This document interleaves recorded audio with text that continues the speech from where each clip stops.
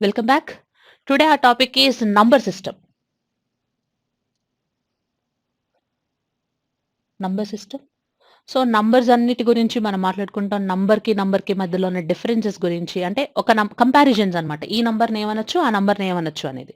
So ఇది చాలా important topic నాన్న. అంటే ఇంటీజర్ అంటే మనకు క్వెషన్‌లో క్లియర్‌గా ఉంటది.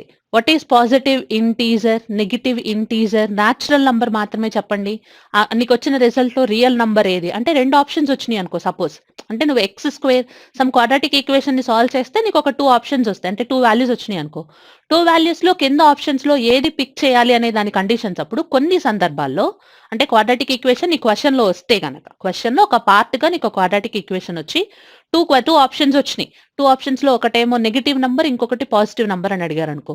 What is your natural number? అంటే నీకు వచ్చిన ఎక్స్ అనేది ఒక నేచురల్ నంబర్ అని చెప్తే, ఆ నేచురల్ నంబర్ అంటే ఏంటో తెలియాలి. అసలు హోల్ నంబర్స్ అంటే ఏంటి? రియల్ నంబర్స్ అంటే ఏంటి? ఇంటీజర్స్ వాటన్నిటి గురించి మనం నంబర్ సిస్టమ్‌లో మాట్లాడతాం. ఇది బ్యాంకింగ్ వాళ్ళకి ఎక్కువ యూజ్ అవ్వదు కానీ, అంటే ఎవరైతే స్టేట్ గవర్నమెంట్ ఎగ్జామ్స్ రాస్తారో, ఎస్ఎస్‌సి రాస్తారో వాళ్ళకి చాలా ఇంపార్టెంట్ టాపిక్ ఇది. Okay. So first number system గురించి మాట్లాడుతూ నేచురల్ నంబర్స్ మాట్లాడుతున్నాం. Natural numbers. నేచురల్ నంబర్స్ అంటే ఏంటి? అసలు నేచురల్ నంబర్ అంటే ఏంటి అనంటే, కౌంటబుల్ నంబర్స్‌ని మాత్రమే నేచురల్ నంబర్స్ అంటాం. కౌంటబుల్ నంబర్స్ ఏదైతే కౌంట్ చేయగలుగుతావో దాన్ని నేచురల్ నంబర్ అన్నాం. సపోజ్ నీ దగ్గర ఒక 7 మెంబర్స్ ఉన్నారనుకో. 7 మెంబర్స్. 7 పర్సన్స్ ఉన్నారు అని అంటాం. 7 పర్సన్స్‌తో పాటు ఇంకొక చిన్న బాబు ఉన్నాడనుకో. అప్పుడు 7.5 అనంగా 8 పర్సన్స్ అనే అంటాంగా. సో దాన్ని మనం నేచురల్ నంబర్ అంటాం. అంటే కౌంటబుల్. ఎక్కడి నుంచి కౌంట్ స్టార్ట్ చేస్తామంటే సపోజ్ మనం ఒక రూమ్‌లోకెళ్ళాం. రూమ్‌లోకెళ్తే 0 బెంచెస్ ఉన్నాయని అంటామా? నో బెంచెస్ అంటాం గానీ 0 బెంచెస్ అయితే అనం గదా! తర్వాత 0 ఫ్యాన్స్ రన్ అవుతున్నాయి అనో, లేదా 0 లైట్స్ వెలుగుతున్నాయని కూడా చెప్పం. సో అంటే ఏంటిది? నేచురల్ నంబర్స్‌లో 0 లేదు. కౌంటింగ్ ఎక్కడి నుంచి స్టార్ట్ చేస్తున్నాం? 1 దగ్గర నుంచి స్టార్ట్ చేస్తున్నాం. కౌంటింగ్ ఏదైతే అదో దాన్ని నేచురల్ నంబర్ అంటున్నాం. అంటే 1 నుంచి కౌంట్ చేస్తూ ఇన్ఫినిటీ వరకు ఎక్కడి వరకన్నా ఎళ్ళదు. కానీ వాటన్నిటిని కలిపి నేచురల్ నంబర్స్ అంటున్నాం. నేచురల్ నంబర్స్ అంటే కౌంటబుల్ నంబర్స్. కౌంటింగ్ ఎక్కడి నుంచి స్టార్ట్ చేస్తావో అవే నేచురల్ నంబర్స్. నేచురల్ నంబర్స్ ఎక్కడి నుంచి స్టార్ట్ అవుతున్నాయి? 1 నుంచి స్టార్ట్ చేస్తూ ఇన్ఫినిటీ వరకు. బట్ ఇకెక్కడా కూడా 2/3 పర్సన్స్ ఉన్నారని అనకూడదు. 2/3 పర్సన్స్ ఉన్నారు అని అనం. తర్వాత 5.7 పర్సన్స్ ఉన్నారు అని చెప్పం గదా! సో ఇక్కడెక్కడ డెసిమల్స్ లేవు, ఫ్రాక్షన్స్ కూడా లేవు. సో నేచురల్ నంబర్స్ అంటే 1 టు ఇన్ఫినిటీ వాటిని నేచురల్ నంబర్స్ అంటున్నాం.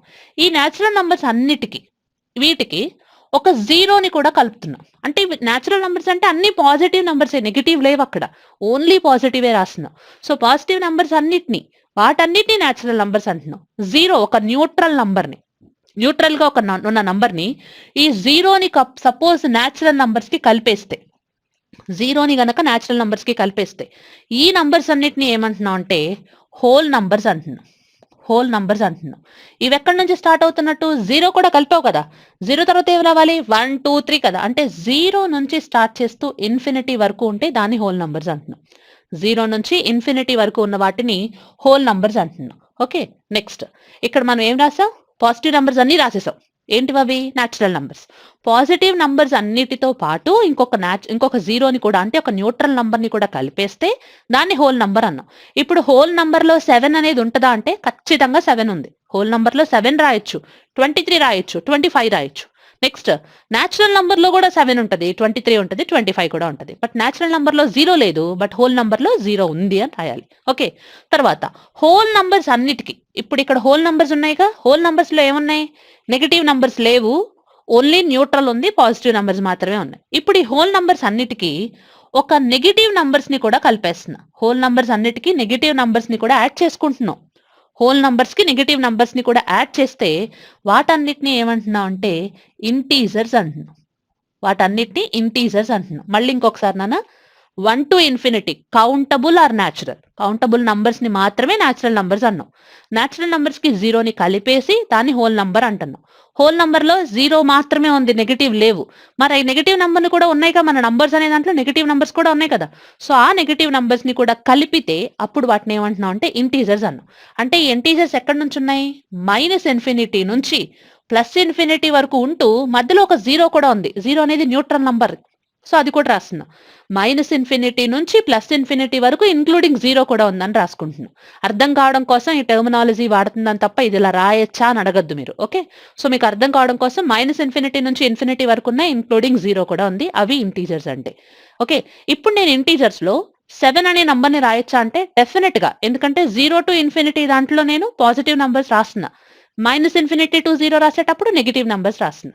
7 అనే నంబర్ నేచురల్ నంబర్ అవుతది. 7 అనే నంబర్ హోల్ నంబర్ అవుతది. 7 అనే నంబర్ ఇంటీజర్ కూడా అవుతది. బట్ ఆ ఇంటీజర్‌ని ఎలా రాయాలంటే పాజిటివ్ ఇంటీజర్ అనే పదం క్లియర్‌గా వాడతాం. Okay.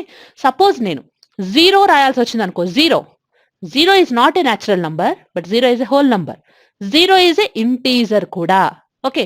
Suppose -13 is not natural number, is not whole number but -13 is a negative integer. Okay. So ఇప్పటి వరకు మనం రాసిన దాంట్లో 7, 17, 13, -13, -25 ఇవే రాసాం. మరి 2.5 అనే పదాన్ని కూడా మనం చాలా సార్లు చూసుంటాం. 17/3 అనే వాటిని చూడొచ్చు. 0.7 బార్ ఇలాంటివి కూడా మనం చాలా చూసాం. మరి వాటన్నిటిని కలిపితే అంటే ఇప్పుడు ఇంటీజర్స్ తో పాటు ఇంటీజర్స్ కి ఫ్రాక్షన్స్, నెక్స్ట్ డెసిమల్స్, డెసిమల్స్ తర్వాత రాడికల్స్. రాడికల్ అంటే ఆల్రెడీ చెప్పానన్న 0.7 బార్ 0.7 బార్ అంటున్నాం కదా. ఆ బార్ 0.7777 వాటన్నిటిని రాడికల్స్ అంటాం అనమాట. సో ఇక్కడ మనం మాట్లాడినవి ఏమేమి మాట్లాడాం? వీటితో పాటు ఇంటీజర్స్ తో పాటుగా ఫ్రాక్షన్స్ ని, డెసిమల్స్ ని, రాడికల్స్ ని కూడా కలిపేస్తే, వాటిని కూడా యాడ్ చేసుకుంటే, వీటికి యాడ్ చేస్తే అప్పుడు ఏమంటున్నామంటే, అప్పుడు వీటిలన్నిటిని ఏమంటున్నాము అని అంటే వీటన్నిటిని కలిపి మనం రేషనల్ నంబర్స్ అంటాం. వీటన్నిటిని కలిపి రేషనల్ నంబర్స్ అంటున్నాం. ఓకే. మళ్ళీ ఇంకొకసారి ఇప్పుడు ఇంటీజర్స్ వరకు మీకు అర్థమైంది. ఇంటీజర్స్ లో ఎక్కడ 7.7 అని, 7.9 అని, 7/13 అని, 15.9 బార్ అనే పదాలు లేనే లేవు. సో వాటిని కూడా నంబర్స్ అనే అంటావు కాబట్టి వాటన్నిటిని కలిపితే ఏమంటున్నావు అంటే రేషనల్ నంబర్ అంటున్నాం. వాటన్నిటిని కలిపితే రేషనల్ నంబర్ అన్నాం. సపోజ్ నేను 7 అనే నంబర్ రాయాల్సి వస్తే, 7 కాదు 13 రాద్దాం. 13 అనే నంబర్ రాయాల్సి వస్తే ఆ 13ని నేచురల్ అనొచ్చు, హోల్ అనొచ్చు, ఇంటీజర్ అనొచ్చు, రేషనల్ నంబర్ కూడా అనొచ్చు 13ని. అదే నేను రాసుకుంది -7 అనుకో, -14 అనుకో, -14 is not a natural number, -14 is not a whole number, but -14 is an integer. -14 అనేది ఇంటీజర్ లో రాయొచ్చు. And -14 is a rational number also. -14 rational కూడా అనొచ్చు. సపోజ్ నేను 2/3 రాయాల్సి వచ్చింది అనుకో, నేచురల్ నంబర్ కాదు, హోల్ నంబర్ కాదు, ఇంటీజర్ కాదు, బట్ దాన్ని ఏమనొచ్చు? రేషనల్ నంబర్ అనొచ్చు. రేషనల్ నంబర్ కి గనక ఇర్రేషనల్ ని కూడా కలిపేస్తే, రేషనల్ కి ఇర్రేషనల్ కూడా కలిపితే, ఇర్రేషనల్ అంటే ఎలా ఉంటాయో తర్వాత మాట్లాడదాం.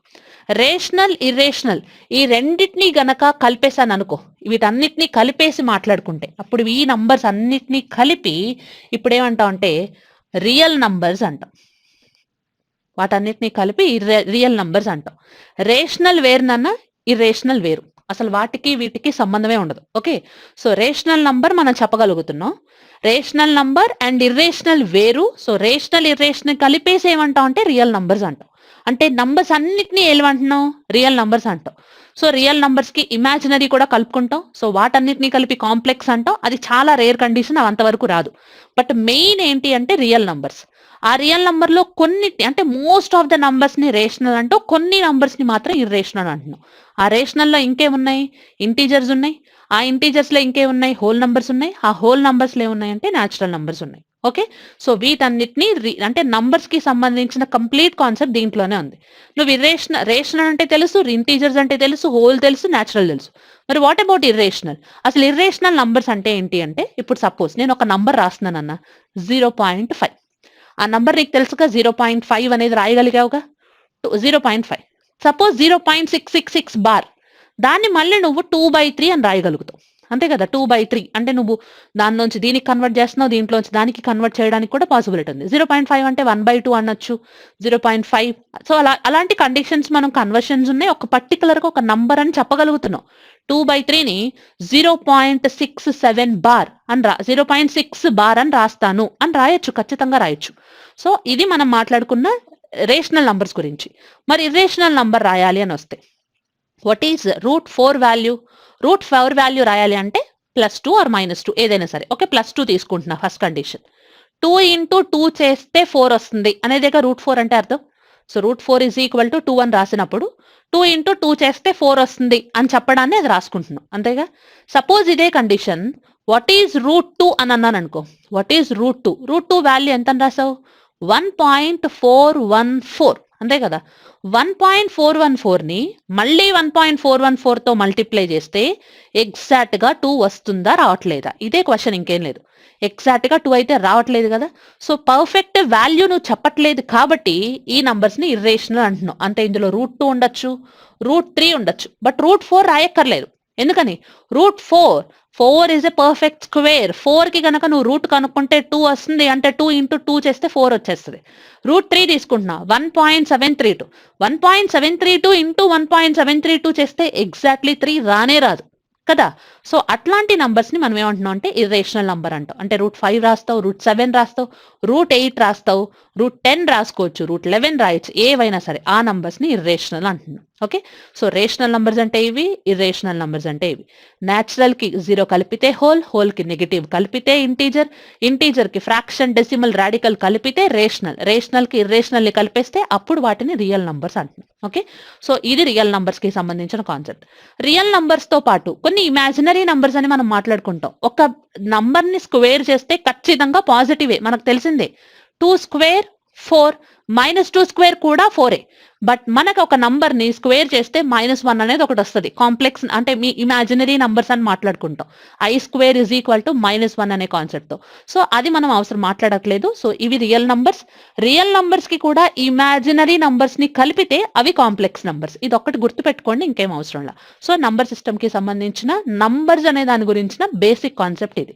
ఇక్కడ ఏవో కొన్ని ఉన్నాయి చూడండి, ఫ్రాక్షన్స్, డెసిమల్స్, రాడికల్స్ అనేది. డెసిమల్స్ అంటే మనకు తెలుసు 0.7, 0.53, 19.76 ఇవన్నీ డెసిమల్స్. మరి రాడికల్స్ అంటే 0.7 బార్, 1.35 బార్, 1.67 బార్, ఇట్లాంటి వాటన్నిటిని రాడికల్స్ అంటున్నాం. మరి ఫ్రాక్షన్స్కి వచ్చేటప్పటికి అసలు ఏ ఫార్మేట్ లో ఉండాలనే దాని గురించి మాట్లాడుతున్నాం. ఫస్ట్ ఫ్రాక్షన్ అనే దాన్ని రాయాలి అని అంటే డైరెక్ట్ గా p/q ఫార్మేట్ లో ఉంటది అని రాయకూడదు. డైరెక్ట్ గా అది కండిషన్ కాదు. p/q ఫార్మేట్ లో ఉన్న ప్రతి నంబర్ ని, అంటే ఆ ఫార్మేట్ లో ఉన్న ప్రతి నంబర్ ని ఫ్రాక్షన్ అనడానికి లేదు. p/q ఫార్మేట్ లో ఉండి q నాట్ ఈక్వల్ టు 0 అయితేనే దాన్ని మనం ఫ్రాక్షన్ అనాలి. అంటే డినామినేటర్ మస్ట్ నాట్ బి 0, ఖచ్చితంగా 0 అవ్వకూడదు. అట్లాంటి వాటిని మనం ఫ్రాక్షన్ అంటున్నాం. సో ఫస్ట్ ఫ్రాక్షన్స్ గురించి మాట్లాడుతూ, fraction is in the form of p/q and q not equal to 0. p/q లో p ని న్యూమరేటర్ అంటాం, q ని డినామినేటర్ అంటాం, ఇది మనకు తెలిసింది. సో ఫ్రాక్షన్ ఏ ఫార్మేట్ లో ఉండాలంటే p/q ఫార్మేట్ లో ఉండాలి and q not equal to 0 అవ్వాలి ఖచ్చితంగా. q గనక 0 అయితే అంటే 3/0, అక్కడ దాన్ని నేను ఇన్ఫినిటీ అని రాయం, అన్డిఫైన్డ్, నేను చెప్పలేను దాన్ని అని చెప్పాలన్నమాట. సో 3/0 అంటే అది ఇన్ఫినిటీ కాదు నన్ను అర్థం. అది 3/0 ఈజ్ ఈక్వల్ టు అన్డిఫైన్డ్, నేను ఆన్సర్ చెప్పలేను అని చెప్తున్నాను. ఎనీథింగ్ బై 0 అన్డిఫైన్డ్ అనమాట. So p/q and q not equal to 0 అయితే ఫ్రాక్షన్ అంటున్నాం. ఫ్రాక్షన్స్ లో మళ్ళీ 3 టైప్స్ ఉంటాయి.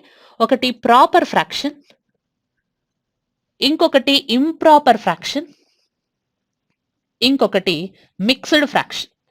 Proper, improper and mixed fractions.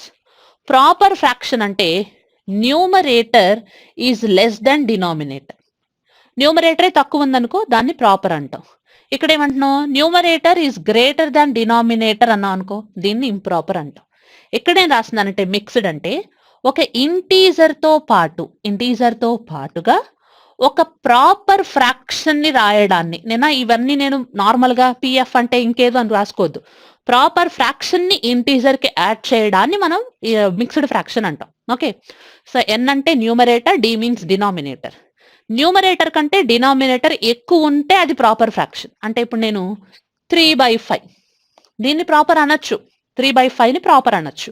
Next 7/15 this is also proper fraction. Next 20/25 దీన్ని నేను ఫ్రాక్షన్ అనొచ్చు. ఫ్రాక్షన్ అంటే ఎప్పుడు సింప్లెస్ట్ ఫామ్ లోకి కన్వర్ట్ చేయాలి. రేషియోని ఎలా కన్వర్ట్ చేస్తామో ఫ్రాక్షన్ ని కూడా కన్వర్ట్ చేస్తున్నాం. 5 టేబుల్లో క్యాన్సిల్ చేస్తున్నాం 4 టైమ్స్ అండ్ 5 టైమ్స్. అంటే ఇప్పుడు ఈ ఫ్రాక్షన్ ఏమని రాయొచ్చు, 4/5 అని కూడా రాయొచ్చు, 4/5 అని రాయొచ్చు. 4/5 also proper fraction. Proper fraction అంటే న్యూమరేటర్ తక్కువ ఉండాలి compare to denominator. Okay, that is proper. Improper రాయాల్సి వచ్చింది అనుకో 5/3, దీన్ని నేను జస్ట్ ఉల్టా రాస్తున్నా 5/3. ఇప్పుడు నువ్వు చూసావు ఖచ్చితంగా పైన న్యూమరేటర్ ఎక్కువ ఉంది. సో ఇది improper. Next 15/7 this is improper. And 5/4 this is improper. ఇవి ఇంప్రాపర్ ఫ్రాక్షన్స్, ఇవి ప్రాపర్ ఫ్రాక్షన్స్. మరి మిక్స్డ్ ఫ్రాక్షన్ అంటే ఇంటీజర్ కి ఒక ప్రాపర్ ఫ్రాక్షన్ ని ఎలా కలిపేస్తాము అని అంటే, ఎప్పుడు కూడా ఇంప్రాపర్ నుంచి మిక్స్డ్ కి కన్వర్ట్ చేసుకోవచ్చు, మిక్స్డ్ నుంచి ఇంప్రాపర్ కి కూడా కన్వర్ట్ చేయొచ్చు. కన్వర్షన్ అలానే చేస్తావు, దీని నుంచి మిక్స్డ్ లోకి కన్వర్ట్ చేసుకోవచ్చు, మిక్స్డ్ నుంచి మళ్ళీ ఇంప్రాపర్ లోకి కన్వర్ట్ చేయొచ్చు. ఇప్పుడు 5/3 ఉంది కదా, దాన్ని నేను మిక్స్డ్ లోకి మార్చుకుంటున్నా. 5/3ని మిక్స్డ్ లోకి మార్చాలంటే 5 ఏం చేస్తున్నానంటే 3తో డివైడ్ చేస్తున్నా. 3 ఎన్ని టైమ్స్ క్యాన్సిల్ అవుతుంది? 3 ఓన్లీ 1 టైం. ఇక్కడ 3, ఇక్కడ నాకు రిమైండర్ 2గా మిగిలిపోయింది, రిమైండర్ 2. ఇప్పుడు దీన్ని ఏం రాస్తా అంటే కోషంట్ 1 ఉందిగా, ఆ 1 ఇలానే రాయి, 1 అలానే రాస్తున్నా. 2/3 అంటే ఇప్పుడు నేను ఇక్కడ రాసిన 5/3ని నేనేమని రాసుకోవచ్చు అని అంటే, డినామినేటర్ ఎప్పుడు 3నే ఉండాలి నాన్న. అంటే ఇక్కడ 1 టైం క్యాన్సిల్ అయింది, 2/3, 1 2/3. సేమ్ 7ని కూడా 15లో ఎన్ని టైమ్స్ క్యాన్సిల్ చేస్తావు? 2 టైమ్స్, ఇంకా అంతకంటే ఏం లేదుగా. 2 టైమ్స్ అంటే quotient is equal to 2 and denominator must be 7. అందులో డౌటే లేదు, ఇక్కడ 7 ఉంది కాబట్టి ఇక్కడ కూడా 7 వచ్చేస్తుంది, అయిపోయింది. 2 7s ఎంత? 14. బట్ ఇక్కడ ఎంత ఉంది? 15 ఉంది. అంటే ఎంత తక్కువ ఉంది? 1 తక్కువ ఉంది కాబట్టి 1 రాసి. సో సేమ్ అలానే రాసిన, ఓన్లీ 1 టైం క్యాన్సిల్ అయింది, 1/4 అని. ఇవేం చెప్పావు? ఇంప్రాపర్ అన్నావు. ఇవన్నీ మిక్స్డ్ ఫ్రాక్షన్ అన్నావు. మిక్స్డ్ ఫ్రాక్షన్ లో 1 2 1 ఇవన్నీ ఏంటివి? ఇంటీజర్సే. వాటితో పాటు ఏముండాలన్నావు? Proper fraction. 2/3 is a proper, 1/7 proper, 1/4 కూడా ప్రాపర్ ఫ్రాక్షన్. ఓకే, సో నేను ఇంప్రాపర్ నుంచి మిక్స్డ్ మాట్లాడావు. మరి మిక్స్డ్ టు ఇంప్రాపర్ చేయాలంటే అది చాలా ఈజీ ఉంటుంది చూడు. 3 × 1 ఎంత? 3. 3 + 2 5, అది న్యూమరేటర్ వాల్యూ. డినామినేటర్ 3నేనన్నా. 7 డినామినేటర్, 7 2s 14, 14 + 1 = 15. అంతే, అయిపోయింది. డినామినేటర్ మాత్రం 7. ఇక్కడ డినామినేటర్ 4, 4 1s 4, 4 + 1 5, 5/4. అది ఇంప్రాపర్ నుంచి మిక్స్డ్ కి, మిక్స్డ్ నుంచి ఇంప్రాపర్ కి కన్వర్ట్ చేసే విధానం. ఇవన్నీ ఫ్రాక్షన్ కి సంబంధించిన ఇన్ఫర్మేషన్, ఫ్రాక్షన్స్ మాత్రమే మాట్లాడాం ఇప్పటి వరకు. ఓకే, నెక్స్ట్ ఈవెన్ నంబర్ అంటే ఏంటి, ఆడ్ నంబర్ అంటే ఏంటి, ప్రైమ్ నంబర్ అంటే ఏంటో, నెక్స్ట్ కాంపోజిట్ అంటే ఏంటో మాట్లాడుకుంటున్నాం. Prime number and composite numbers గురించి మాట్లాడుతున్నాం. So okay, so even number అని రాయాల్సి వచ్చింది అనుకో. ఈవెన్ నంబర్ అంటే ఏం రాస్తావు? లాస్ట్ యూనిట్ డిజిట్ 0 2 4 6 8 ఉంటే చాలు, అది ఈవెన్ నంబర్. అవి కాకుండా 1 3 5 7 9 ఉందంటే అది ఆడ్ నంబర్ అంటాం. So even number, odd number అనేది పెద్ద డిఫికల్ట్ కాదు, కొంతమంది కొన్ని రకాలుగా చెప్పచ్చు. The number which is divisible by 2 that is even, not divisible by 2 that is odd అని కూడా అనొచ్చు. అంటే 2తో డివైడ్ అయ్యే నంబర్ని ఈవెన్ అంటావు, 2తో డివైడ్ అవ్వని నంబర్ని ఆడ్ నంబర్ అంటావు. సో ఇదే కండిషన్స్, ఈవెన్ నంబర్, ఆడ్ నంబర్కి సంబంధించిన కండిషన్స్. యూనిట్ డిజిట్ చెక్ చేసుకుంటూ చెప్పేస్తావు. యూనిట్ డిజిట్ ఏమవ్వాలి? 0 అవ్వచ్చు, 2 అవ్వచ్చు, 4 అవ్వచ్చు, 6 అవ్వచ్చు, 8 అవ్వచ్చు. 0 ఆర్ డివిజిబుల్ బై 2 అయితే అది ఈవెన్ నంబర్, అయిపోయింది. ఆడ్ నంబర్ రాయాలంటే 1 3 5 7 9 ఉంటే చాలు, అది ఆడ్ అనొచ్చు, అంటే ఒక కండిషన్. లేదా divisible by 2, not divisible by 2 అనే కండిషన్, ఈవెన్ ఆడ్ అయిపోయింది. నెక్స్ట్ ప్రైమ్ నంబర్ రాసుకుంటే, prime number have exactly 2 factors. అసలు ఫ్యాక్టర్ అనే పదం చెప్పలేదు కదా, మీరు 2 ఫ్యాక్టర్స్ అంటున్నారు ఏంటి అని అంటే, దీని గురించి తర్వాత మాట్లాడదు. 2 ఫ్యాక్టర్స్ ఉంటే గనక దాన్ని మనం ప్రైమ్ నంబర్ అంటాం. ప్రైమ్ నంబర్కి ఏం మాట్లాడతాం అంటే, the number which having exactly 2 factors, that number is called as prime number అని రాస్తున్నాం. అసలు 2 ఫ్యాక్టర్స్ అంటే ఒకసారి చూద్దాం. సపోజ్ నేను 4 తీసుకున్నాను అన్న, 4ని ఏమని రాయొచ్చు? 1 × 4 అని రాయొచ్చు, 2 × 2 అని రాయొచ్చు. అంటే ఇక్కడ 1 4 2ని ఫ్యాక్టర్స్ అంటాం. ఎన్ని ఫ్యాక్టర్స్ వచ్చినాయి? 3 వచ్చినాయి. సో ఈ నంబర్ ప్రైమ్ నంబర్ కాదు అని రాయొచ్చు. సపోజ్ నేను 7 రాయాలనుకో, 7 ఏమని రాయొచ్చు? 1 × 7 కాకుండా ఇంకా ఏమీ రాయలేవు, అంతే కదా. మనం మాట్లాడాల్సింది ఇంటీజర్స్ మాత్రమే. డెసిమల్స్ లో మార్చుకోవచ్చు కదా, లేదా నేను ఫ్రాక్షన్స్ చేస్తాను అని అంటే అట్లా కాదు మనం మాట్లాడేది. ఓన్లీ ఒక ఇంటీజర్ ఇంటూ ఇంటీజర్ చేస్తే ఒక నంబర్ రావాలి, అది. సో 7ని తీసుకున్నా, 1 × 7 కాకుండా ఇంకేమీ చేయలేవు దాన్ని. సో ఈ నంబర్ని నేను ప్రైమ్ నంబర్ అనొచ్చు, ఈ నంబర్ని ప్రైమ్ నంబర్ అనొచ్చు. మరి నేను 11ని ప్రైమ్ నంబర్ అనొచ్చా అంటే ఇప్పుడు కూడా అనొచ్చు. ఎందుకని? 11 ఏం రాస్తావు? 1 × 11 కాకుండా ఇంకేమీ రాయలేవు, 1 × 11 కాకుండా ఇంకేం రాయలేవు కాబట్టి దాన్ని ప్రైమ్ నంబర్ అంటున్నాం. సపోజ్ 17, 1 × 17 కాకుండా ఇంకేం రాయలేవు. 21, 1 × 21 కాకుండా ఇంకేమి రాయలేవా? 1 × 21 కాకుండా ఇంకేమి రాయలేవా అంటే 3 7s రాస్తున్నావు కదా. సో 3 7s రాస్తున్నావు కాబట్టి 21 is not a prime number. Okay, so మనకి ప్రైమ్ నంబర్స్ రాసుకుంటున్నాం. ప్రైమ్ నంబర్కి ఎన్ని ఫ్యాక్టర్స్ ఉండాలి అంటే 2 ఫ్యాక్టర్స్ ఉంటే దాన్ని ప్రైమ్ నంబర్ అన్నాం. మరి 2 ఫ్యాక్టర్స్ కంటే ఎక్కువ ఉంటే, మోర్ దాన్ 2 ఫ్యాక్టర్స్ ఉంటే దాన్ని కాంపోజిట్ నంబర్ అంటున్నాం. మనం మాట్లాడేది ఇప్పుడు మోస్ట్లీ ప్రైమ్ నంబర్ అనే కాన్సెప్ట్ గురించి నాన్న. ప్రైమ్ నంబర్ గురించి మాట్లాడితే ఏం చెప్పామంటే 2 ఫ్యాక్టర్స్ ఉంటే దాన్ని ప్రైమ్ నంబర్ అంటామని చెప్పాం. 2 కంటే ఎక్కువ ఉంటే మాత్రం వాటిని ఏమంటానంటే కాంపోజిట్ నంబర్స్. గుర్తుపెట్టుకోవాలి, 2 ఉంటే ప్రైమ్, 2 కంటే ఎక్కువ ఉంటే కాంపోజిట్. 2 కంటే తక్కువ ఉంటే కండిషన్ లేదు అసలు. 2 ఉంటేనే ప్రైమ్, 2 కంటే ఎక్కువ ఉంటే దాన్ని కాంపోజిట్ అన్నాం. 2 కంటే ఎక్కువ ఉన్న నంబర్స్ అనే ఇప్పుడు నేనేం రాయొచ్చు, సపోజ్ 5 రాయొచ్చా? 5 ఏమని రాస్తావు? 1 into 5 కాకుండా ఇంకేమీ చేయలేం కాబట్టి, సో 1 5 కాకుండా ఇంకేం ఫ్యాక్టర్స్ లేవు, 2 కంటే ఎక్కువ లేవు, 2నే ఉన్నాయి. సో 5 ఏమంటావు? ప్రైమ్ నంబర్ అంటావు. అదే నేను 15 రాశాను అనుకో, 15 1 into 5 రాస్తావు, 3 into 5 అంటే ఫ్యాక్టర్స్ 2 కంటే ఎక్కువ కనిపిస్తున్నాయి కదా. సో దీన్ని ఏమంటావు అంటే కాంపోజిట్ నంబర్ అంటావు. 15ని కాంపోజిట్ అంటావు, 10ని కాంపోజిట్ అంటావు, 21ని కూడా కాంపోజిట్ అంటావు, నెక్స్ట్ 16ని కాంపోజిట్ అంటావు, 9ని కాంపోజిట్, 4 కాంపోజిట్. అదేంటి 9 కాంపోజిటా? 1 into 9 కాకుండా ఇంకేమైనా రాయగలుగుతామా? 3 into 3 కూడా రాసేస్తాం. సో అందుకోసం ఆ 9ని కాంపోజిట్ నంబర్ అంటున్నాం. మిగిలినవన్నీ ప్రైమ్ నంబర్స్ అని చెప్పుకున్నాం. Okay, so prime and composite combination ఇప్పుడు క్వశ్చన్స్ మనం మాట్లాడుకునేది. Okay, so first prime number దేంతో స్టార్ట్ అవుతుంది? 1 అని అంటే నంబర్స్ మనకి స్టార్ట్ అయ్యేది న్యాచురల్ నంబర్స్ లోనే ఉంటాయి ప్రైమ్ అండ్ కాంపోజిట్లు కాబట్టి ఫస్ట్ 1 తీసుకున్నాం. 1 అనే నంబర్ని నేను ఇప్పుడు ప్రైమ్ అనాలా, కాంపోజిట్ అనాలా? ఇదొక్కటి మన కండిషన్. అంటే ప్రైమ్ నంబర్స్ కి సంబంధించిన కంప్లీట్ ఇన్ఫర్మేషన్ ఇప్పుడు నేర్చుకోబోతున్నాం మనం. సో 1 అనే నంబర్ని ప్రైమ్ నంబర్ అంటామా, కాంపోజిట్ నంబర్ అంటామా అంటే, సో ఫస్ట్ అబ్జర్వ్ చేయండి. ఎన్ని ఫ్యాక్టర్స్ ఉంటే నేను ప్రైమ్ నంబర్ అన్నాం? ఎన్ని ఫ్యాక్టర్స్ ఉంటే? 2 ఫ్యాక్టర్స్ ఉంటే ప్రైమ్ అనాలి. మరి 2 ఫ్యాక్టర్స్ ఉన్నాయా 1కి అని అంటే, 1ని ఏమని రాస్తాం? 1 into 1 కాకుండా ఇంకేమీ రాయలేవు కూడా. సో అంటే ఒకే ఒక్క ఫ్యాక్టర్ ఉంది, అది 1. 2 ఫ్యాక్టర్స్ ఉంటే ప్రైమ్, 2 కంటే ఎక్కువ ఉంటే కాంపోజిట్. బట్ ఇక్కడ ఉన్నవి ఓన్లీ ఒక ఫ్యాక్టరే కాబట్టి 1 ఏంటంటే ప్రైమ్ అనవు, కాంపోజిట్ అనవు. 1 ఈజ్ జస్ట్ ఏ నంబర్ అంతే, ఒక నంబర్ మాత్రమే, కానీ ప్రైమ్ నంబర్ అనకూడదు, కాంపోజిట్ నంబర్ అనకూడదు. చాలా చాలా ఇంపార్టెంట్ బిట్ అన్న ఇది. 1 is neither prime nor composite. 1 అనే దాన్ని ప్రైమ్ నంబర్స్ లో పెట్టద్దు, కాంపోజిట్ నంబర్ లో కూడా పెట్టద్దు. 1 అనేది జస్ట్ ఒక ఆడ్ నంబర్, 1 అనేది జస్ట్ ఒక natural number, whole number, integer, rational number మాత్రమే, ఒక రియల్ నంబర్ మాత్రమే తప్ప దాన్ని ఇంకా ఏ నంబర్ అనడానికి లేదు. Okay, 1 is just an odd number, real number అంతే, అంతేగాని ప్రైమ్ కాదు, కాంపోజిట్ కాదు. నెక్స్ట్ నేను ప్రైమ్ నంబర్ రాయాల్సి వచ్చేటప్పుడు 1 కాదని చెప్పావు, మరి 2ని ప్రైమ్ నంబర్ అనొచ్చా? 2ని ప్రైమ్ నంబర్ అనొచ్చా అంటే అనొచ్చు. 2ని ఏమని రాస్తావు? 1 into 2 కాకుండా ఇంకేమీ రాయట్లేదు. 1 into 2 కాకుండా ఇంకేమీ రాయట్లేదు. సో 2ని ప్రైమ్ నంబర్ అనొచ్చు. 3 ప్రైమ్ నంబరే, 1 into 3. 4 ప్రైమ్ నంబర్ కాదు, 5 ప్రైమ్ నంబర్, 7 ప్రైమ్ నంబర్, 9 కూడా ప్రైమ్ నంబర్ కాదు, 10 ప్రైమ్ నంబర్ కాదు. తర్వాత 11 ప్రైమ్ నంబర్, అంటే ఇక్కడ 1 to 10 రాసుకుంటున్నా. 11 ప్రైమ్ నంబర్, 12 కాదు, 13 ప్రైమ్ నంబర్, 15 కాదు, 17 ప్రైమ్ నంబర్, 19 ప్రైమ్ నంబర్. ఇలానేగా రాస్తున్నా. సో ఇది ఒకసారి అబ్జర్వ్ చేద్దాం. ఇక్కడ ఎన్ని ఈవెన్ నంబర్స్ ఉన్నాయో చూడండి. ఇక్కడ నేను రాసిన దాంట్లో ఎన్ని ఈవెన్ నంబర్స్ కనిపించినాయి? ఒకే ఒక్క ఈవెన్ నంబర్. ఏంటిది? 2. అంటే మన దగ్గర ఉన్న ప్రైమ్ నంబర్స్ లో లీస్ట్ ప్రైమ్ నంబర్ ఇస్ 2.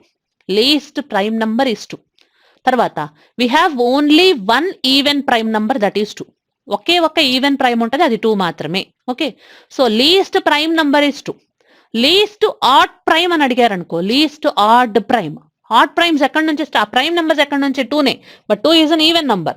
తర్వాత రాసిన 3ని ఆడ్ అనొచ్చు కదా, అంటే అది 3ని ఏమంటున్నావు? ఆడ్ ప్రైమ్ అంటున్నావు. ఓకే, తర్వాత మీరు ఎప్పుడైనా ప్రైమ్ నెంబర్స్ రాసుకోవాల్సి వచ్చినప్పుడు, అంటే కొన్ని కండిషన్స్ లో 70 నుంచి 110 వరకు ఎన్ని ప్రైమ్ నెంబర్స్ ఉన్నాయని అడుగుతారు క్వశ్చన్. అప్పుడు ఎలా చేద్దామంటే, సో నువ్వు ఈవెన్ నంబర్స్ అసలు చెక్ చేయొద్దు. 71 తర్వాత 72 అవసరం లేదు.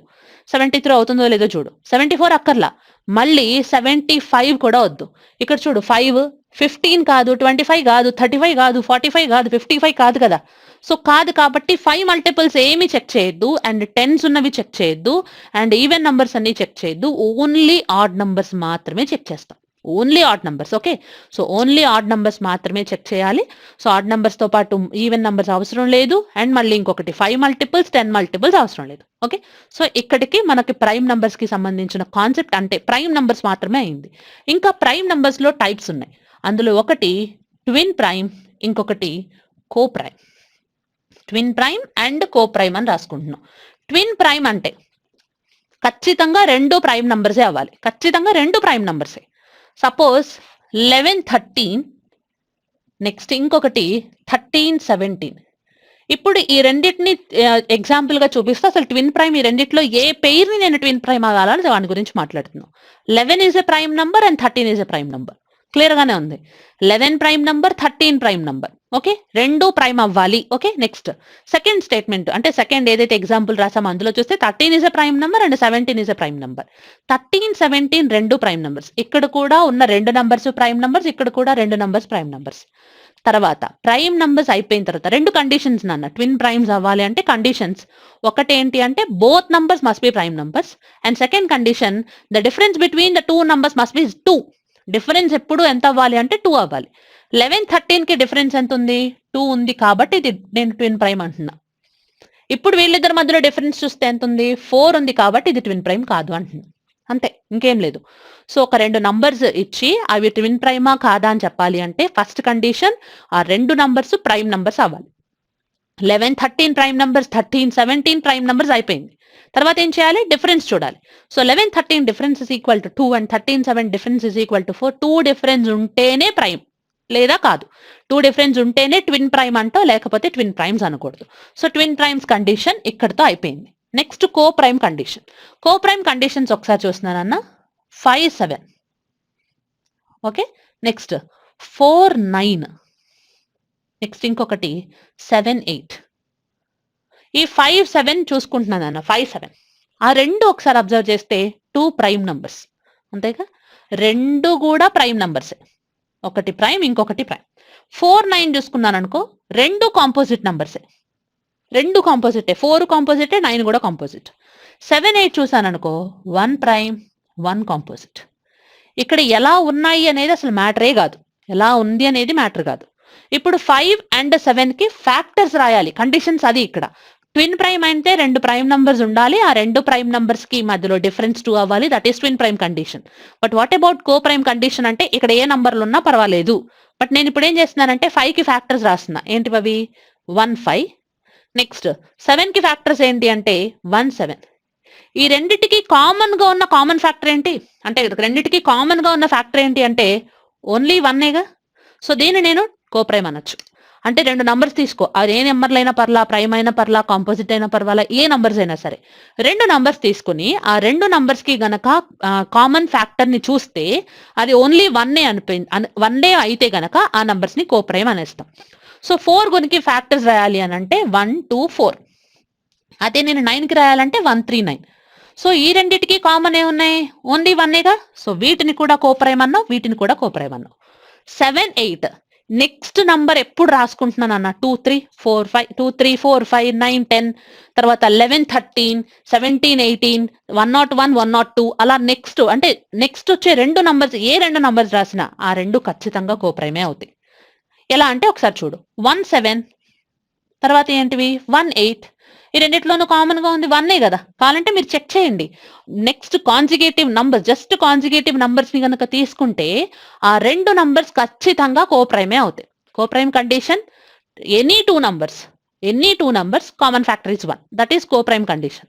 But twin prime condition the two numbers must be prime numbers and the difference between these two prime numbers must be 2 అవ్వాలి. ఓకే, ఇక్కడ కండిషన్ ఏంటి అంటే రెండు ప్రైమ్ నంబర్లు ఉండాలి అండ్ డిఫరెన్స్ 2 అవ్వాలి. కోప్రైమ్ కండిషన్స్ ఆ నంబర్లు ఏవైనా పర్వాలేదు, బట్ వాటి మధ్యలో ఉన్న కామన్ ఫ్యాక్టర్ ఏమవ్వాలి అంటే ఓన్లీ 1 అవ్వాలి. అది twin prime and coprime condition. Prime numbers అంటే చెప్పుకున్నాం రెండు ఫ్యాక్టర్సే ఉండాలి అని. కాంపోజిట్ నంబర్ అంటే చెప్పాం మోర్ దాన్ 2 ఫ్యాక్టర్స్ ఉండాలి అని. 1 అని డిసైడ్ చేసి చెప్పేసాం 1 అనేది ప్రైమ్ కాదు, కాంపోజిట్ కాదు అని. 1 అనేది జస్ట్ ఒక ఆడ్ నంబర్ మాత్రమే అని. ఈవెన్ నంబర్ అంటే చెప్పుకున్నాం, ఆడ్ నంబర్ అంటే కూడా మాట్లాడాం. Twin prime and coprime conditions కూడా అయిపోయినాయి. అంటే ప్రైమ్ నంబర్స్ కి సంబంధించినవి, అంటే నంబర్స్ అనే కాన్సెప్ట్ ఏదైతే ఉందో ఆ నంబర్స్ గురించి మాట్లాడుకున్నాం. నంబర్స్ లోనే ఇంకా కొన్ని మాట్లాడుతూ, సపోజ్ 20 అనే ఒక నంబర్ ని తీసుకున్నాం. ఇది ఏ నంబర్ అంటే క్లియర్ గా కనబడుతుంది అది ప్రైమ్ నంబర్ అయితే కాదు అని. ఓకే, సో 20 ఏం రాస్తావు? 1 into 20 రాసుకోవచ్చు, ఇంకా 2 into 10 రాయొచ్చు, ఇంకా 4 into 5 కూడా రాయొచ్చు. అంతే కదా, ఇవేగా రాస్తున్నావు. సో 20ని 1 into 20 రాసావు, 2 into 10 రాసావు, 4 into 5 రాసుకుంటున్నావు. ఇక్కడ ఉన్న నంబర్స్ అని రాసుకుంటున్నా. 1, 2, 4, 5, 10 and 20. ఇవేమో ఇక్కడున్న నంబర్స్ ఏవైతే ఉన్నాయో వాటి గురించి మాట్లాడుతున్నాం. ఇంక దీని పక్కన పడే. ఇప్పుడు మనం మాట్లాడాల్సింది ఏంటి అంటే 20కి ఇక్కడున్న నంబర్స్‌కి మధ్యలో ఉన్న రిలేషన్. 20ని ఏదో ఒక నంబర్‌తో డివైడ్ చేస్తే అది ఇంటీజర్ ఇంకొక ఇంటీజర్‌తోనే. ఇంటీజర్‌తో డివైడ్ చేస్తే 5 వస్తదా? 20ని ఏదైనా నంబర్‌తో డివైడ్ చేస్తే 5 వస్తదా? మళ్ళీ ఇంకొక మోడల్. 20ని 5తో డివైడ్ చేస్తే రిమైండర్ 0 వస్తదా? 20ని 5తో డివైడ్ చేసావు. రిమైండర్ 0 వస్తదా అంటే 25 టేబుల్‌లో 4 టైమ్స్ ఎగ్జాక్ట్‌గా క్యాన్సిల్ రిమైండర్ 0 వస్తది. 20ని 10తో డివైడ్ చేసినా రిమైండర్ 0నే. సో ఈ 20కి వీటన్నిటిని ఏమంటామంటే ఫ్యాక్టర్స్ అంటాం. వీటన్నిటిని ఫ్యాక్టర్స్ అంటున్నాం. తర్వాత మరి వీటన్నిటికి దీన్నేమనాలి? 5 into anything. Did you get 20? 5 into ఏదో ఒక నంబర్ ఈజ్ ఈక్వల్ టు 20 అవుతుందా అంటే 4. 5 into 4 20. 10 into any number 10 into 2 చేస్తే 20. 4 ఇంటూ 5 చేస్తే 20. సో వీటన్నిటికీ ఈ 20ని ఏమంటాం అంటే మల్టిపుల్ అంటాం. వీటన్నిటికీ దీన్ని మల్టిపుల్ అంటాం. ఫ్యాక్టర్స్ అంటున్నాం, మల్టిపుల్స్ అంటున్నాం. సో ఫ్యాక్టర్కి మల్టిపుల్కి మధ్యలో ఉన్న డిఫరెన్సెస్ గురించి మాట్లాడాం. ఓకే, సో ఫ్యాక్టర్ అంటే దాంతో నంబర్ని డివైడ్ చేస్తున్నావు, మల్టిపుల్ అంటే దాంతో మల్టిప్లై చేసుకుంటూ రాసుకుంటున్నావు. Factors and multiples. ఇప్పుడు సపోజ్ 20కి ఫ్యాక్టర్స్ రాసావు. ఎన్ని వచ్చినాయి? 1 2 3 4 5 6 ఫ్యాక్టర్స్ వచ్చినాయి. 20కే మల్టిపుల్స్ రాయాలనుకుంటున్నా. నేను వీటన్నిటికీ ఇది మల్టిపుల్ అయిద్ది అన్నాను కానీ 20కి ఇవన్నీ మల్టిపుల్స్ అని చెప్పట్లా. సో 20కి మల్టిపుల్స్ రాయాలంటే ఏం రాయొచ్చు? 20 రాయొచ్చు, 40 రాయొచ్చు, 60 రాసుకోవచ్చు, 80 రాయొచ్చు, 100, నెక్స్ట్ ఇట్లా 1000, తర్వాత 10,000, 1 lakh, 1 crore, 2 crore, 7 crores ఎంతైనా సరే అది డివిజిబుల్ బై 20. ఇప్పుడు నేను ఫ్యాక్టర్స్ రాయాల్సి వచ్చినాయి అనుకో, 20కి కరెక్ట్గా ఉన్నాయి 6 ఫ్యాక్టర్స్ అని. బట్ 20కి మల్టిపుల్స్ రాయాల్సి వస్తే ఎన్ని వస్తాయో చెప్పలేవు. ఫ్యాక్టర్స్ మాత్రం చెప్పొచ్చు ఎన్ని ఉన్నాయి అనేది, ఫ్యాక్టర్స్ అయితే చెప్పొచ్చు కానీ బట్ మల్టిపుల్స్ అయితే ఎన్ని వస్తాయో చెప్పడం కుదరదు. మల్టిపుల్స్ మాత్రం కుదరదు. సో నంబర్ ఆఫ్ ఫ్యాక్టర్స్ అయితే ఫైండ్ అవుట్ చేయొచ్చు. ఫ్యాక్టర్స్ మల్టిపుల్స్ చెప్పిన తర్వాత మనం ఏం కనుక్కోవచ్చు అని చెప్పాం? ఎన్ని ఫ్యాక్టర్స్ ఉన్నాయి అయితే చెప్పగలుగుతాం. సో అదే మాట్లాడుతున్నాం. ఏంటి అంటే నంబర్ ఆఫ్ ఫ్యాక్టర్స్ అనే concept. Number of factors. Okay, number of factors రాసుకుంటున్నా. సో మీకు ఫస్ట్ చెప్పింది 20నే కాబట్టి 20తోనే రాస్తున్నా. 20 దాన్ని ఏం చేస్తున్నాం? ఇప్పుడు 20 ఉంది కదా, ప్రైమ్ ఫ్యాక్టరైజ్ చేయాలి. ప్రైమ్ ఫ్యాక్టరైజ్ అంటే ఇప్పుడు దీన్ని 20తో దీన్ని డివైడ్ చేస్తున్నా, 2తో డివైడ్ చేస్తున్నా. 2తో డివైడ్ చేస్తే 10 times. 10 is not a prime number కదా, మళ్ళీ చెక్ చేయి. ఇంకేమైంది? 2. 5 టైమ్స్. 5 అనేది ప్రైమ్ నెంబర్, ఇంకక్కడ ఆపేయాలి. 5 అనేది ప్రైమ్ నెంబర్, ఇంకక్కడ ఆపేస్తున్నా. అంటే ఇప్పుడు దీన్ని నేను ఏమనొచ్చు అంటే 2 square into 5 power 1. Prime factorise చేస్తే మనకు వచ్చిన వాల్యూ 2 స్క్వేర్ ఇంటూ 5 పవర్ 1. ఇక్కడ ఏవైతే బేస్ వాల్యూస్ ఉన్నాయో అవి ప్రైమ్ నంబర్లు అవ్వాలంతే. ప్రైమ్ నంబర్స్ అవ్వాలి, అవి మాత్రం ఖచ్చితంగా ప్రైమ్ నంబర్స్ అవ్వాలి.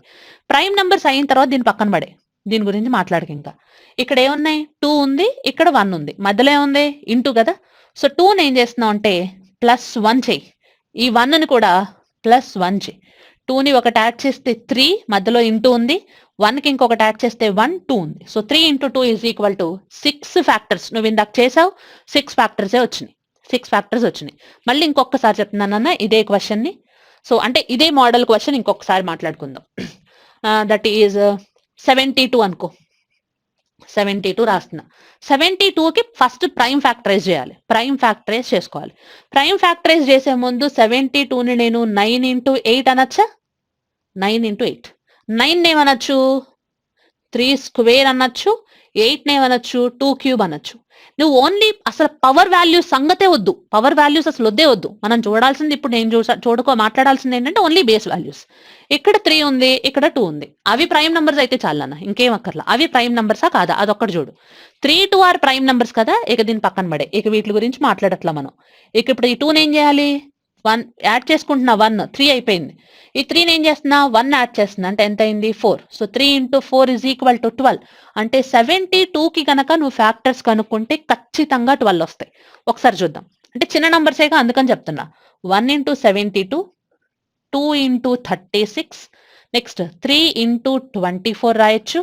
నెక్స్ట్ 4 ఇంటూ 4 టేబుల్లో రాసుకుంటే 4 18s రాయొచ్చు. 5 టేబుల్ కుదరదు. సో 6 12s రాయొచ్చు. 7 రాదు. 8 9s రాసుకోవచ్చు. 8 9s రాస్తున్నా. ఇంకా 8 9sతో అయిపోయిందిగా. అంటే 9 8s, ఇంకా 12 6, 18 4s, 24 3s, 36 2, 72 1. ఇవే.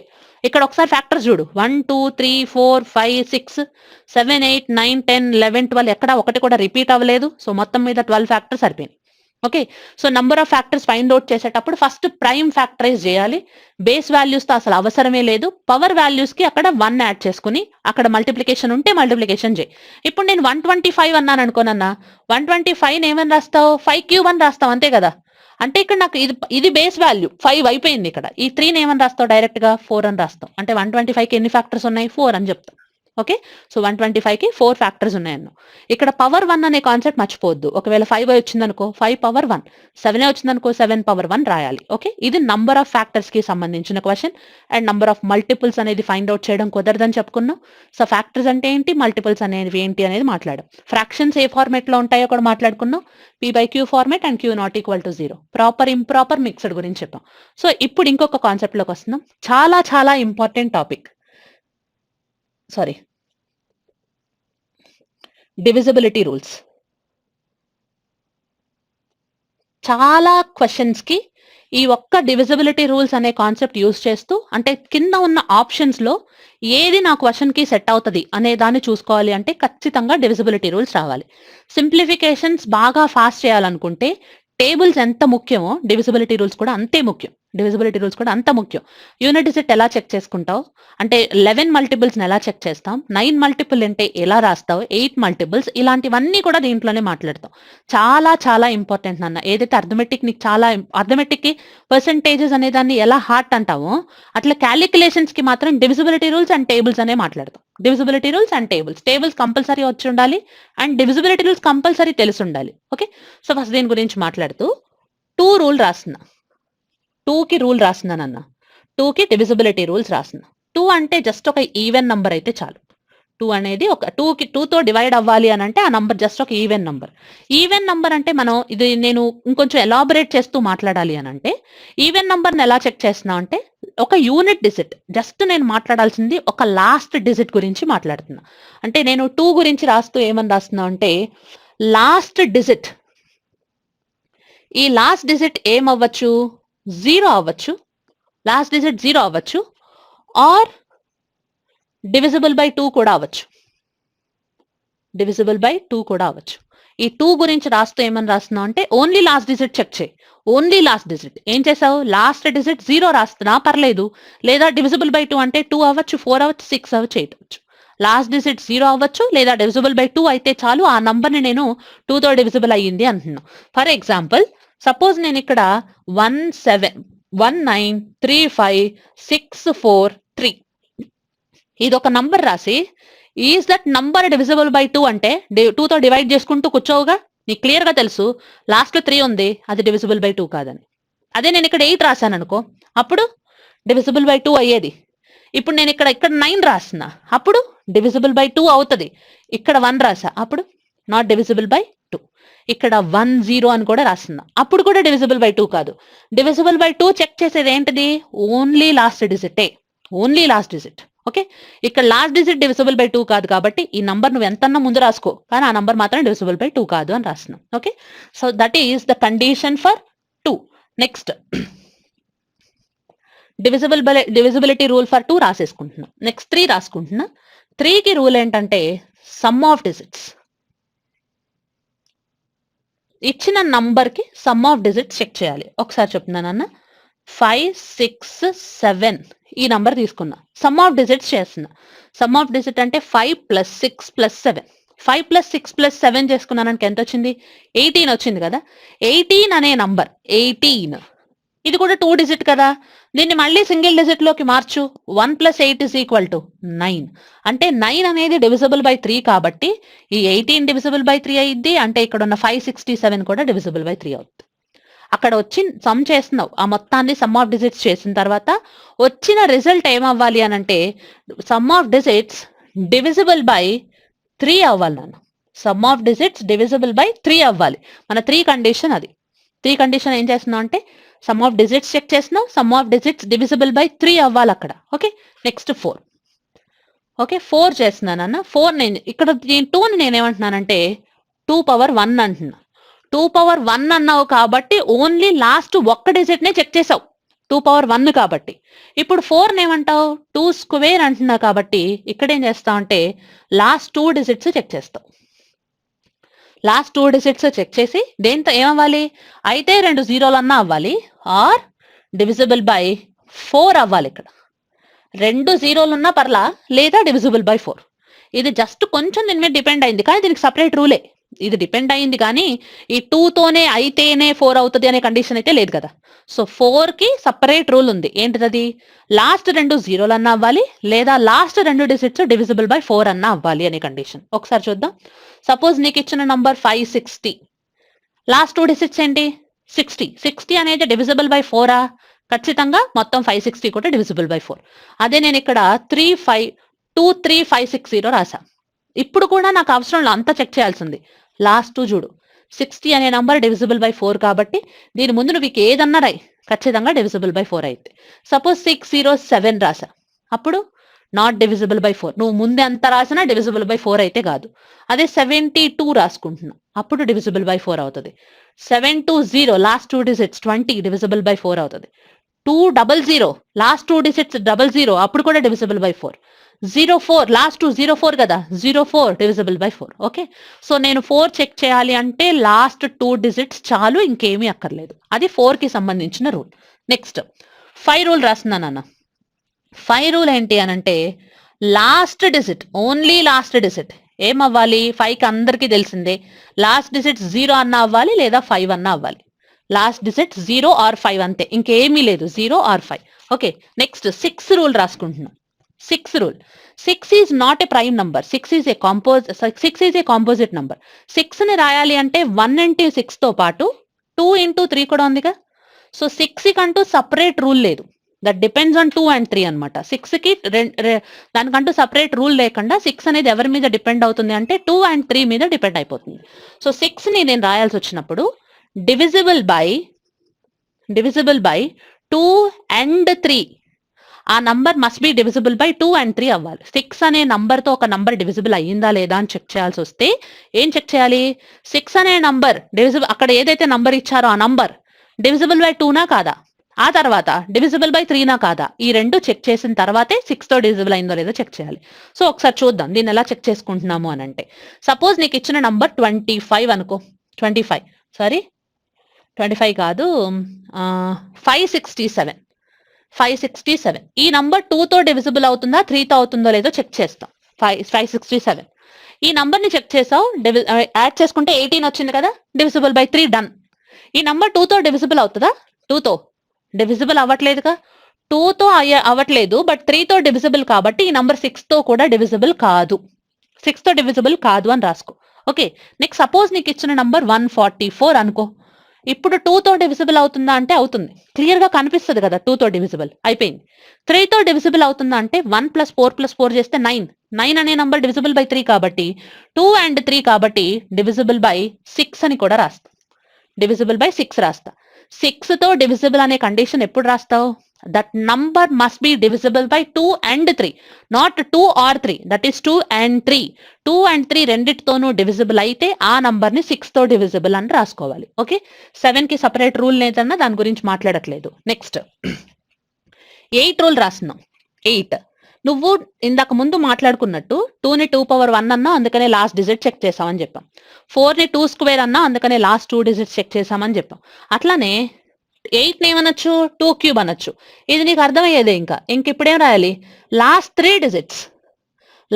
డిజిట్స్ అయితే 3 zeros అవ్వాలి, లేదా ఇంకొకటి ఏంటి డివిజిబుల్ బై 8 అవ్వాలి. లాస్ట్ 3 డిజిట్స్ అయితే 3 zeros అవ్వాలి, లేదా డివిజిబుల్ బై 8 అవ్వాలి. అంటే ఇప్పుడు నేను సపోజ్ ఒక ఎగ్జాంపుల్ రాస్తూ 19768 అని రాసుకున్నాను అనుకో, 768. లాస్ట్ 3 చూడన్న 768. ఈ నంబర్ 8తో డివిజిబుల్ అవుతుందో లేదో చూడు. 8 9s 72, ఇంకా 48 మిగిలింది, 8 6s are 48. డివిజిబుల్ గా, ఎగ్జాక్ట్లీ డివిజిబుల్. ఇక్కడ 768 డివిజిబుల్ బై 8 కాబట్టి ఈ ముందు నువ్వు 2 9 1 0 11 ఏదన్నా రాయి. ఇప్పుడు ఈ నంబర్ మొత్తాన్ని డివిజిబుల్ బై 8 అని అంటున్నాం. Okay, next divisibility rule for 9. ఇక్కడ 8 రాసిన, నెక్స్ట్ ఇక్కడ 4 రాసుకున్నా, ఈ 4 and 8 అనేవి ప్రైమ్ నంబర్స్ కాదు. Most of the time prime numbers కి మాత్రమే సపరేట్ రూల్ ఉంటుంది. మిగిలినవి ఏవైనా సరే దట్ డిపెండ్స్ అనమాట, వేరే దాని మీద డిపెండ్ అవుతూ కొన్ని రూల్స్ రాసుకుంటాం. ఓకే, సో ఇక్కడ నేను 6 రాసేటప్పుడు ఇక్కడ 6 రాసేటప్పుడు నాకు 2 రూల్ అండ్ 3 రూల్ ఖచ్చితంగా తెలిసి ఉండాలి, అంతే కదా. 6 అనేది 2 మీద డిపెండ్ అయింది అండ్ 3 మీద కూడా డిపెండ్ అయింది. అదే నేను 4 రాశాను అనుకో, అంటే 2 తోనే డివిజిబుల్ అయితేనే 4 అవుతుంది అనే కండిషన్ లేదుగా. 4 కి సపరేట్ గా రూల్ ఉంది, లాస్ట్ 2 డిజిట్స్ చెక్ చేయాలి అని. యాక్చువల్లీ 8 అనేది కూడా ప్రైమ్ నెంబర్ కాదు, బట్ 8 కి కూడా సపరేట్ రూలే, ఏంటివి, లాస్ట్ 3 డిజిట్స్ అనేది. సో సేమ్ అలానే 9 కూడా కాంపోజిట్ కాదు, బట్ 9 కి కూడా సపరేట్ రూల్ ఉంది. ఇక్కడ 3 కి ఏం చెప్పాం, sum of digits divisible by 3 అన్నావు. ఇక్కడ ఏమంటున్నావు అంటే sum of digits divisible by 9 అని రాస్తున్నాం. Sum of digits divisible by 9 అని రాస్తున్నాం. ఇందాక 3 కండిషన్ ఏం రాసావు, sum of digits divisible by 3 రాసావు. ఇక్కడ 9 కండిషన్ ఏం రాస్తున్నా, sum of digits divisible by 9 అని రాసుకుంటున్నాం. నెక్స్ట్ 10 చూద్దాం. 10 అనే నంబర్ ఏం నంబర్ ఇది, 10 అనే నంబర్ ప్రైమా కాంపోజిటా? Definitely that is a composite number. Composite number కదా, కాంపోజిట్ నంబర్స్ లో 10 ని ఏమని రాయొచ్చు, 2 into 5 రాయొచ్చు. ఒకసారి 2 చూడండి అన్న. 2 కి రూల్ ఏంటి, 0 అవ్వాలి లేదా డివిజిబుల్ బై 2 అవ్వాలి. 5 కి రూల్ ఏంటి, 0 and 5 అవ్వాలి. ఈ రెండిటికి కామన్ గా ఏముందో చూడు, 2 4 6 8 కదా. 0 2 4 6 8 కి 0 5 కి కామన్ ఏ ఉంది, 0నేగా. ఇంకా అదే మాట్లాడుతున్నాం, ఏమని, లాస్ట్ డిజిట్ 0 అవ్వాలి అని చెప్తున్నాం. ఇది సపరేట్ రూలే, అది వేరే వాళ్ళ మీద ఏం డిపెండ్ అయిపోలా. లాస్ట్ డిజిట్ 0 అవ్వాలి అని చెప్తున్నాం, అంతే కదా. ఇప్పుడు 690 రాసావు, 2తో అవుతుందా, తర్వాత 5తో అవుతుందా అని చెక్ చేసావా, లాస్ట్ డిజిట్ 0 అని చెక్ చేసావా, లాస్ట్ డిజిట్ 0 ఉంది, ఖచ్చితంగా అది 10తో డివిజిబుల్, పక్కన పడేసాం. అంటే దానికంటూ సపరేట్ రూల్ అనే మాట్లాడుకుంటున్నాం. నెక్స్ట్ 12 రాస్తున్నా, 11 తర్వాత చెప్పుకుందాం, ఓకే. సో అందుకోసం 12 రాసుకుంటున్నా. 12 is a prime number, 12 is a composite number. So 12 ని రాయాలంటే ఏమని రాయొచ్చు, 1 into 12 రాసుకోవచ్చు. నెక్స్ట్ 2 into 6 రాయొచ్చు, ఇంకొకటి 3 into 4 రాయొచ్చు. వీటిలో ఏది వాడాలో దాని గురించి చూద్దాం. 2 6, 2 కి రూల్ తెలుసు, లాస్ట్ డిజిట్. 6 కి రూల్ ఏంటి అంటే 2 and 3, అంటే దానికే సపరేట్ రూల్ లేదు. 6 ఎవరి మీద డిపెండ్ అయింది, 2 3 మీద డిపెండ్ అయితే ఆ దానికంటూ సపరేట్ గా రూల్ లేని ఒక దాన్ని తీసుకొచ్చి ఇంకో దానికి రుద్దడానికి ఛాన్స్ లేదు. సో అందుకోసం 2 and 6 వాడద్దు, పక్కన పడేసాం. ఇంకేంటి 3 4, సరే దీనికన్నా సపరేట్ రూల్స్ ఉన్నాయో లేదో చూడు. 3 కి రూల్ తెలుసు, సమ్ ఆఫ్ డిజిట్స్. 4 కి రూల్ తెలుసు, లాస్ట్ 2 డిజిట్స్. అంటే ఇక్కడ ఏం చెక్ చేయాలి ఇప్పుడు, number must be divisible by 3 and 4 అని రాసుకోవాలి. 3 and 4 అని రాయాలి, not 3 or 4, that is 3 and 4. ఇంతకు ముందు మనం మాట్లాడిన క్వశ్చన్ మోడలే. సపోజ్ నేను 3 and 4 కదా, 164 తీసుకున్నా. 164 నంబర్ 3తో డివిజిబులా 4తో డివిజిబుల్ లేదో చెక్ చేయి. 4 చాలా ఈజీ ఉంటుంది కాబట్టి ఫస్ట్ 4 చెక్ చేయి. లాస్ట్ 2 ఏమన్నాయి, 64 డివిజిబుల్ బై 4ఏ, బట్ నాట్ డివిజిబుల్ బై 3 కాబట్టి ఈ నంబర్ 12తో డివిజిబుల్ కాదు అని రాసిన. సపోజ్ నీ నంబర్ 1728 అనుకో, 1728. This number is divisible by 4, last 2 digits 28 కదా, కనబడిపోయింది. లాస్ట్ 3 అంటే సమ్ ఆఫ్ డిజిట్స్ చూడు, 1 + 7 9, 1 + 7 8, 8 + 10 18, 18 ఈస్ డివిజిబుల్ బై 3. 3 and 4 రెండిటితోనూ డివిజిబుల్ అయింది కాబట్టి 12తో కూడా డివిజిబుల్ అని రాస్తున్నాం. అప్పుడు 12తో డివిజిబుల్ అని రాయాలి. సో 12 కి రూల్ ఏంటంటే 3 and 4, not 3 or 4, okay. So ఇక్కడికి మనం చెప్పిన డివిజిబిలిటీ రూల్స్ లో 2 అయిపోయింది, 3 4 5 6 8 9 10 12 అయింది, 11 అవ్వలేదు. సో 11 కి సంబంధించిన రూల్ రాస్తుంది, 11 కి rule, okay. So first 5 6 7 8 number రాసుకుంటూ వెళ్తున్నానన్న, 5 6 7 2, ఓకే. సో ఇది నంబర్, ఇది ఎన్ని డిజిట్ నంబర్ అంటే 5 డిజిట్ నంబర్. సో ఇది ఫస్ట్ డిజిట్, ఇది సెకండ్ డిజిట్, ఇది థర్డ్ డిజిట్, ఇది ఫోర్త్ డిజిట్, ఇది ఫిఫ్త్ డిజిట్. ఇక్కడ నేను డిజిట్స్ మాత్రమే రాసా. ఆడ్ ప్లేసెస్ అంటే first place, third place and fifth place. Odd places లో ఉన్న నంబర్స్ చూద్దాం. ఆడ్ ప్లేసెస్ లో ఉన్న నంబర్స్ ఏ ఉన్నాయి, 5 7 and 2. అవి ఒకసారి యాడ్ చేయి. 5 + 7 + 2 చేస్తే ఎంత వచ్చింది, 14. అంటే ఆడ్ ప్లేసెస్ ని గనక నువ్వు సమ్ చేస్తే, ఆడ్ ప్లేసెస్ లో ఉన్న నంబర్స్ ని, not add numbers, odd places లో ఉన్న నంబర్స్. 5 7 ఆడ్ నంబరే, బట్ 2 అనేది ఈవెన్ నంబర్ కదా, మరి అదెందుకు యాడ్ చేసాం అంటే అక్కడ మనం మాట్లాడింది ఆడ్ నంబర్, ఈవెన్ నంబర్ కాదు, ఆడ్ ప్లేసెస్ అన్నమాట. సో ఆడ్ ప్లేసెస్ లో ఉన్న నంబర్స్ ని యాడ్ చేస్తే 14 వచ్చింది. ఇప్పుడు ఒకసారి ఈవెన్ ప్లేసెస్ చూద్దాం. ఈవెన్ ప్లేసెస్ ఏంటివి, 2 కదా, అంటే ఇక్కడ రాసిన 2ని 4ని ఈవెన్ అంటాం. సో 6 8 కలిపితే ఎంత వచ్చినాయి, 14. ఆడ్ ప్లేసెస్ లో ఉన్న వాటిని కలిపితే 14 వచ్చింది, ఈవెన్ ప్లేసెస్ లో ఉన్న వాటిని కలిపితే 14 వచ్చింది. ఈ రెండింటికి మధ్యలో డిఫరెన్స్ చూసుకుంటే 0 వచ్చింది. 0నే రావాలని రూల్ లేదు నాన్న. 0 are divisible by 11. 0 are divisible by 11 అయితే చాలు, ఆ నంబర్ డివిజిబుల్ బై 11. అంటే ఇప్పుడు నేను ఇక్కడ రాసిన నంబర్ డివిజిబుల్ బై 11 అవుతుంది. ఎందుకని? డిఫరెన్స్ 0 కదా, డిఫరెన్స్ 0 అయినా పర్వాలేదు, డివిజిబుల్ బై 11. దేనికి డిఫరెన్స్ కనుక్కుంటున్నావు?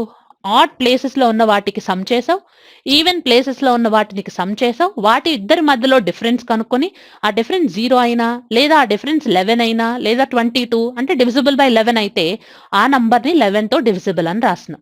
11 ఒక్కటే డిఫికల్ట్ నాన్న, బట్ కానీ మీకు ఇంత పెద్ద నంబర్స్ ఏం రావు, అంత పెద్ద పెద్ద నంబర్స్ రావు, నార్మల్ నంబర్. సపోజ్ నీకు ఎగ్జాంపుల్లో 308 వచ్చింది అనుకో. 308 alternate, odd places even places అంటే అంతే కదా, ఆల్టర్నేట్. 38 యాడ్ చేస్తే ఎంత? 11. ఇంకొక నంబర్ ఎంత? 0. 11 మైనస్ 0 చేస్తే 11 కదా, అంటే ఈ నంబర్ డివిజిబుల్ బై 11 అయిపోద్ది. 38 కలిపితే 11 వచ్చింది, మధ్యలో ఉన్నది 0 ఒక్కటే కదా, సో 11 మైనస్ 0 చేసుకున్నాం, అక్కడ నీకు వచ్చిన వాల్యూ 11. సపోజ్ నీకు ఇచ్చిన నంబర్ ఒకసారి చూద్దాం, 3190 అనుకో, ఇది నంబర్. ఈ రెండింటిని కలుపు, ఎంత? 3912 101. 12 కి 1 కి డిఫరెన్స్ ఎంత? 11. That is divisible by 11. Okay, so నేను డివిజిబుల్ బై 11 అనేది చాలా ఇంపార్టెంట్. మోస్ట్లీ మనకి 5 నంబర్స్ అంటే 5 డిజిటెడ్ నంబర్ కంటే ఎక్కువేమి రాదు. సో 11 మీరు అంటే కొన్ని ప్రాక్టీస్ చేయండి, ఏదో ఒక 7 డిజిట్ నంబర్ 9 డిజిట్ నంబర్ మీరే రాసుకుని ఆల్టర్నేట్ ప్లేసెస్ని యాడ్ చేసుకుని సబ్ట్రాక్ట్ చేసుకుని ఆ తర్వాత వాటి మధ్యలో అంటే ఇచ్చిన నంబర్ డివిజిబుల్ బై 11 కాదో మీరు చెక్ చేయండి.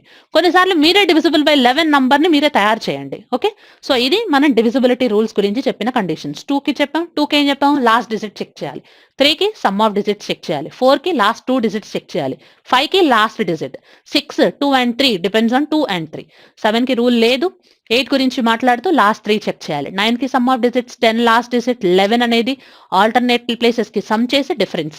12 అనేది 3 and 4 మీద డిపెండ్ అయింది. సో ఓకే, 13, 14 అనే వాటి గురించి అసలు మాట్లాడడం. అయితే ఒకసారి ఎప్పుడైనా నీకు ఒక క్వశ్చన్ లో డివిజిబుల్ బై 18 కాదో చూడాల్సి వచ్చింది. డివిజిబుల్ బై 18 కాదా ఈ నంబర్ అని చెక్ చేయాల్సి వచ్చింది.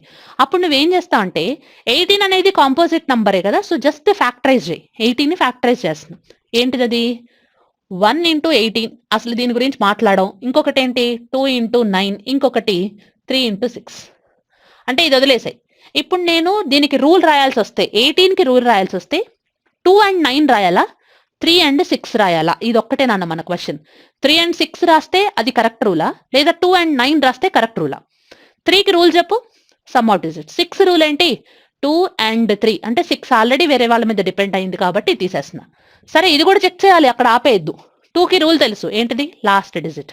9కి రూల్ ఏంటి? Some of digit, separate rule. So నేను 18 చెక్ చేయాల్సి వచ్చినప్పుడు ఏం చెక్ చేస్తే సరిపోద్ది? 2 into 9 అంటే ఆ నంబర్, ఇచ్చిన నంబర్ ఏదైతే ఉందో ఆ నంబర్ డివిజిబుల్ బై 2నా, తర్వాత డివిజిబుల్ బై 9ఆ, ఈ రెండిటితో డివిజిబుల్ అయితే డెఫినెట్లీ డివిజిబుల్ బై 18 అని రాసుకుంటున్నాం. Okay, so that is divisibility rules అనమాట. ఇప్పటి వరకు చెప్పిన దాంట్లో నంబర్స్ ఎట్లా ఉన్నాయని చెప్పాం. Even, odd, prime, twin prime అంటే ప్రైమ్కి సంబంధించిన ఇన్ఫర్మేషన్ అంతా, ఫ్రాక్షన్స్కి సంబంధించిన ఇన్ఫర్మేషన్ అంతా, factors, multiples, number of factors కూడా మాట్లాడుకున్నాం, అండ్ డివిజిబిలిటీ రూల్స్. ఇంకొక చిన్న కాన్సెప్ట్ ఉంది నాన్న, ఇంకొక చిన్న concept, that is unit digit concept. Unit digit concept, unit digit కి సంబంధించిన కాన్సెప్ట్ గురించి మాట్లాడుతున్నాం. సో ఫస్ట్ రాసిన 2 power 1 is equal to 2 and 2 square is equal to 4 and 2 cube equal to 8 and 2 power 4 is equal to 16, 2 power 5 is equal to 32, 2 power 6 is equal to 64 and 2 power 7 is equal to 128. if 2 power 18 2 power 8 రాసుకుంటే 256 అవుతుంది. నేను మాట్లాడాల్సింది unit డిజిటే కాబట్టి వీటన్నిటి గురించి పక్కన పడే, వీటన్నిటిని అవసరం లేదు. ఇప్పుడు నేను మాట్లాడాల్సింది ఈ 6, 2, 4, 8, 6 వాటి గురించి. ఒకసారి చూడన్నా, 2 పవర్స్ రాసినప్పుడు ఫస్ట్ 2, తర్వాత 4, తర్వాత 8, తర్వాత 6, అంతేగా? మళ్ళీ చూడు, 2, 4, 8, 6 ఎన్నిసార్లు ఒకసారి రిపీట్ అవుతుంది? 4 టైమ్స్కి ఒకసారి రిపీట్ అవుతుంది. ఇది గుర్తుపెట్టుకో, ఎవ్రీ 4 టైమ్స్కి ఒకసారి యూనిట్ డిజిట్ రిపీట్ అవుతూ ఉంటుంది. అంటే 6 రాయాల్సి వచ్చిందనుకో, కాదు, 6కి ఈచ్ అండ్ ఎవ్రీ టైం 6, 36, 216 ఉంటాయి కాబట్టి 6 కాదు, 5 కూడా కాదు. అంటే మోస్ట్ ఆఫ్ ద టైం 4 తోనే అవుతుంది. 2 రాసుకున్నా, 3 రాసినా అంటే 4 కి కాదు, బట్ 5 కూడా కాదు, 6 కాదు, 7 రాసుకున్నా, 8 రాసినా, 9 రాస్తే కాదు, బట్ ఇట్లాంటి వాటికి. అంటే ఇప్పుడు సపోజ్ 3 రాయాల్సి వచ్చింది అనుకో, 3 కాదు 4 రాద్దాం. 4 power 1 is equal to 4 and 4 square is equal to 16, 4 cube is equal to 64 and 4 power 4 is equal to 256 and 4 power 5 రాయాల్సి వస్తే సమ్ ఏదో 4 వస్తుంది. సమ్ ఏదో 4 అంటే 1024 వస్తుంది అనుకోండి, ఇక్కడ 1024 అండ్ 4 పవర్ 6 రాసుకుంటే ఇక్కడ నాకు వచ్చే వాల్యూ ఖచ్చితంగా 6 ఎక్కడో ఉంటుంది, 4096 మేబీ 4096. ఓకే, సో నేను ఇప్పుడు చూడు 46 మళ్ళీ 46 మళ్ళీ కూడా 46 వస్తుంది.